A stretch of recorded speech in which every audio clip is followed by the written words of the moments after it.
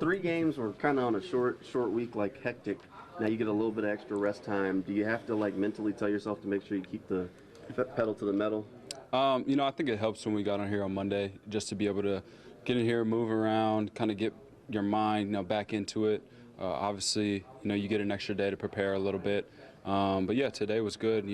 It was a challenge just to bring some energy. You come off a long weekend. A lot of guys are, using that downtime to rest their bodies and whatnot, catch up on sleep and get back into our schedule. And so this is honestly the first normal week we've had in a while. So I think the challenge is to just dial in and get back in your routine and, bring some energy to practice. When you go against the Steelers, they're going to bring a tough defense. What do you have to expect out there on Sunday? Yeah, physicality, especially up front, and then they're opportunistic as well. Doug has talked a lot about it, of them, just making, most of those opportunities and getting the ball back to their offense. So we got to do our best protecting the ball, protecting up front, and then making the plays on the perimeter. Bye week's right around the corner. How do you prevent everybody from kind of looking ahead and saying, hey, we get another week of rest? I say going into the bye week 6-2 is a lot better than 5-3. So, we keep that in perspective. Nobody likes losing going into the bye week. It just makes it that much sweeter. So there's definitely more of an incentive to go down there and get a win this week.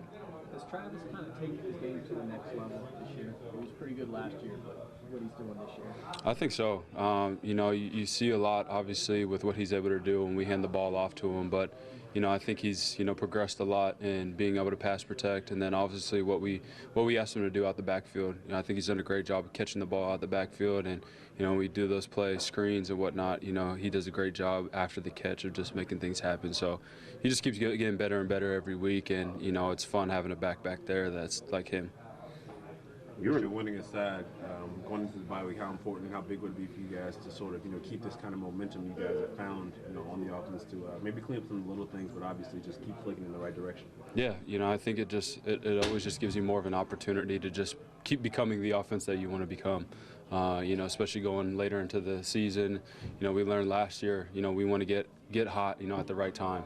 And so I think we still have a little bit of a gap to fill to be able to get to where we want to be, especially going into the back half of the season. So all that just provides time for us to, just work out some kinks and make sure that, we're clicking at the right time.